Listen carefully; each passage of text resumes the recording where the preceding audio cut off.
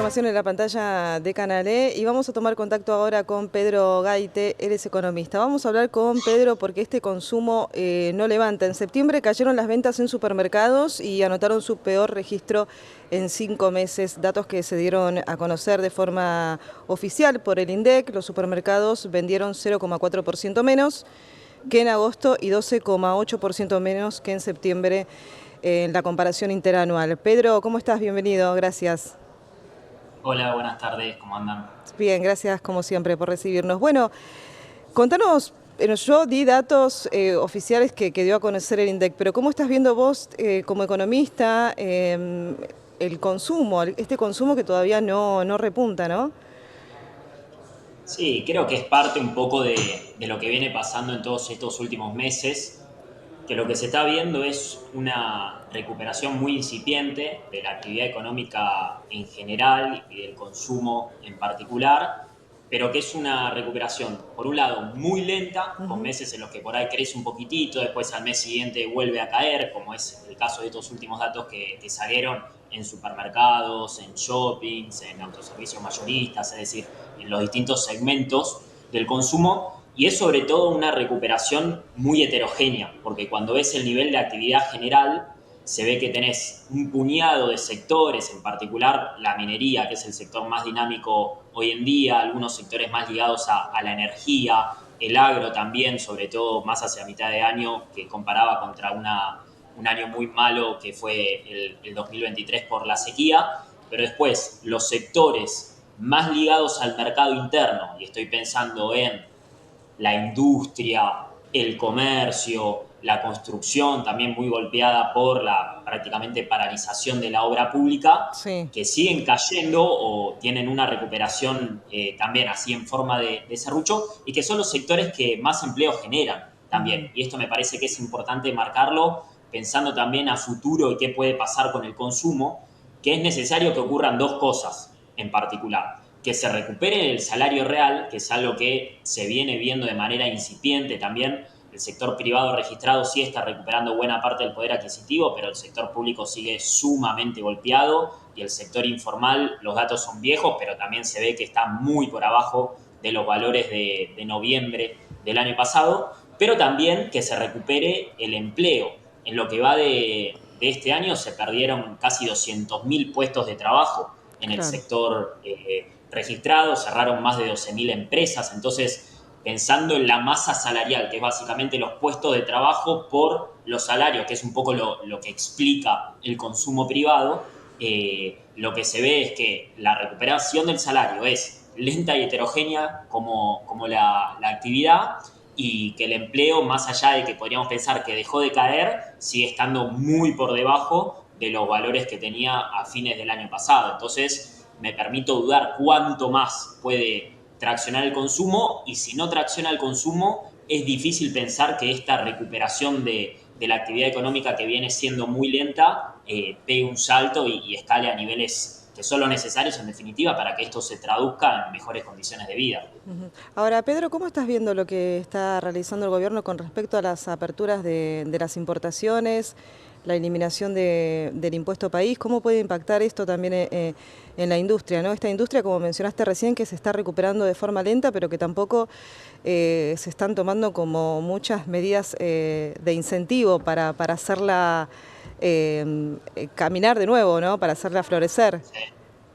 Está muy bueno lo que planteas, porque al mismo tiempo que marcaba que la recuperación del consumo es necesario para que aumente la producción, y en particular la producción industrial, ni siquiera está garantizado que ese aumento del consumo, si efectivamente se materializara, tracciona la producción industrial, básicamente porque el modelo macroeconómico hoy en día está apalancado en la apreciación del tipo de cambio, un tipo de cambio que hoy ya es difícil sostener que no está apreciado, esta política de dólar barato, y por otro lado, en la desregulación comercial. Entonces, la industria está sufriendo, por un lado, aumento de costos por los tarifazos, básicamente.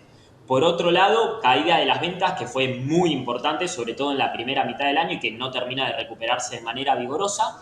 Y por otro lado, una mayor competencia de productos importados por lo barato que es importar, por la apreciación del tipo de cambio, por la desregulación, por la quita de aranceles. Nosotros venimos siguiendo bastante en detalle lo que se llama penetración importadora, que es básicamente cuánto del consumo que ocurre fronteras adentro se explica por producción nacional y cuánto por importaciones. Y lo que venimos viendo con cierta preocupación es que el aumento de las importaciones, y en particular las importaciones industriales, viene creciendo muy por arriba de la producción industrial. Ujú. Y eso es básicamente consumo que se satisface a partir de importaciones en vez de producción doméstica. Entonces está este doble riesgo, el consumo que no termina de despegar y por otro lado, si terminara de despegar y tuviese un crecimiento más fuerte en los próximos meses, el riesgo de que ese mayor consumo en definitiva lo satisfagan con importaciones del exterior que son baratas y cada vez más fáciles de realizar en vez de con producción doméstica. Claro, claro. Pedro, ¿se tendría que haber reorganizado o rearmado quizás la industria nacional para luego tomar estas medidas de apertura de importaciones? Y yo creo que, a ver, acá nos debemos una discusión seria sobre qué modelo de desarrollo queremos tener, en qué nos queremos especializar, qué perfil de inserción internacional queremos tener. Es cierto que buena parte de la industria hoy no es competitiva Ujú. y tiene quizás una protección excesiva que se sostuvo durante mucho tiempo y eso no redundó en una mejora de la productividad, en una mayor competencia, ni hablar en una mayor capacidad exportadora, pero a mí me da la sensación de que esta desregulación que está llevando adelante el gobierno no está planificada en el marco de un programa integral de desarrollo, eligiendo ramas estratégicas y planteando un programa industrial que te permita proteger industrias que por alguna razón, ya sea por rendimientos crecientes a escala, por el dinamismo de su frontera tecnológica, Se por la hablaba mucho generación de empleo, de la industria mantener su textil, puede ser que actividad. es una de las más protegidas, la industria textil, ¿cómo lo ves? Bueno, la industria textil en general se pone como un ejemplo de industria ineficiente, que tiene una protección excesiva, que tiene precios muchísimo más altos que en su comparación internacional. Y digo, es una discusión válida y Mm. creo que en particular el sector textil puede estar justificada cierta quita de aranceles, cierta desregulación y que haya una mayor competencia. Pero después hay ramas en las que Argentina tiene un acervo acumulado y capacidades y que tiene capacidad de competir a nivel internacional, quizás no de igual a igual, pero que necesita cierta protección para seguir apuntalándola. Pienso en sustancias y productos químicos, pienso incluso en algunas terminales automotrices y en la generación de autopartes, también teniendo en cuenta el comercio bilateral con Brasil. Pienso en metales comunes y en productos de metal, pienso en el sector satelital, en la energía nuclear, es decir, un montón de sectores que necesitan de cierta producción y sobre todo incentivo a partir de Claro. una política de ciencia y tecnología que hoy se está abandonando. Y entonces a mí lo que me preocupa es que el modelo de país, más allá de pensar qué puede pasar con el consumo, la recuperación de la industria en el corto plazo, es un modelo que nos lleva a más desindustrialización, una estructura productiva más primarizada, apalancada simplemente en la inversión extranjera para explotar recursos naturales sin mayor valor agregado, sin mayor contenido tecnológico, y eso implica menor empleo, peores salarios y, en definitiva, peores capacidades para pegar un salto exportador con valor agregado y contenido tecnológico, que Ujú. es el fundamento del desarrollo. O sea, todos los países desarrollados lo hicieron a partir de protección de su industria, de sectores estratégicos, y en las etapas tempranas de ese desarrollo hubo fuerte intervención y protección, y hoy lo estamos viendo. Digo, hoy me parece lo que está pasando con Trump en Europa, digo, el Claro, mundo en sí. general está yendo hacia un modelo más proteccionista de intervención y de incentivo a sus sectores estratégicos, y Argentina está yendo muy a contramano de ese mundo en un momento en el que lo necesita más todavía, porque tenemos un rezago tecnológico y partimos de varios casilleros más atrás que estos países que estamos hablando. Ujú.